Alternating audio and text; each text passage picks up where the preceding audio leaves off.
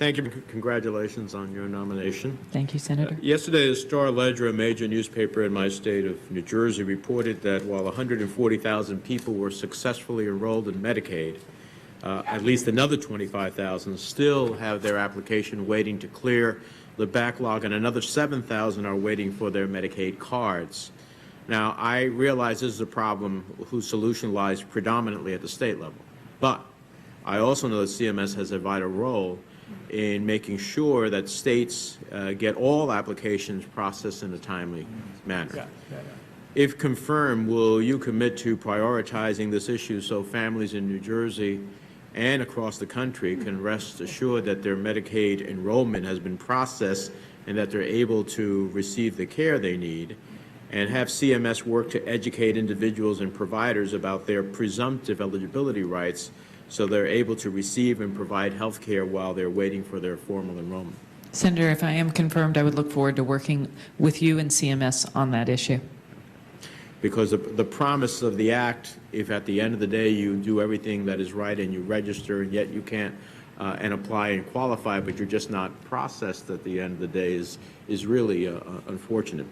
As you may know from our conversation, New Jersey has the highest rate of autism incidence in the nation, with 1 in every 48 children diagnosed by the age of 8. That's why one of my top health care priorities is ensuring that individuals with autism have the therapies and services they need to fulfill their God-given potential. Now, one of the steps I took to try to achieve this goal was ensuring autism services were required under the Essential Health Benefits Package for plans sold on the health insurance marketplace. Despite this requirement, however, I'm worried that plans are not living up to the standards that I envisioned when I wrote this provision into the law, especially in states without existing state coverage requirements. Specifically, I'm concerned that plans are taking advantage of the regulation that allows them to use non-dollar caps on benefits, since they're no longer allowed to impose dollar limits. So this is clearly in violation of the intent of the provision as I authored it and is part of the law, and has the potential to deny access to care to families across the country. Can you assure me that under your leadership, HHS will conduct the necessary oversight of plan benefit structures to ensure that they are providing all of the required benefits? Senator, thank you, and I appreciate your leadership in this space and our conversation about this issue.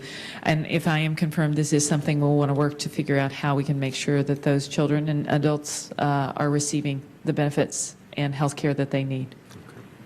Okay. Two last questions. One of the final issues, one of the issues I've been involved with over the last year, responding to what CMS, the so-called 2 midnight rule, which is designed to create an unambiguous policy that a beneficiary spending more than 2 days in a hospital is designated as an inpatient. However, the rule failed to acknowledge an instance where a beneficiary needs a high level of inpatient care for a shorter amount of time, even if the physician determines it's medically necessary or appropriate. Now, I'm pleased to see that CMS took the initiative and is soliciting comments on this issue as part of the FY 2015 inpatient payment rule, but I'm afraid that a year might not be enough time, and once the current delay is over, we'll still be in a situation where the rule is unworkable and unenforceable. Can you provide an assurance that CMS will have policies in place that ensure the rule viability once the statutory enforcement delay expires next year? Senator, if I am confirmed, this is one of the issues I have heard about from a number of your colleagues in all of my visits. And so this is one where I think we need to continue getting the best ideas that people have for implementation, and that's something that I hope, if I'm confirmed, can work with CMS and others to get that input. Okay, thank you. Finally, delivery system reform and quality improvement. You know, when those of us who supported the Affordable Care Act, we saw it not only about having more health care accessibility for families across the country didn't have health care, about controlling costs, but also about changing the nature of our, from a disease base to a preventative base, and also changing the nature of how we paid and how we dealt with health care, from alternative payment and delivery models, bundled payments, patient-centered medical homes, performance and outcome. I've suggested, for example, multi-dosing when it's appropriate to reduce prescription drug costs. So are you open to consider these types of initiatives as a primary effort to try to change the nature of how we pursue both our outcomes and how we pay for them?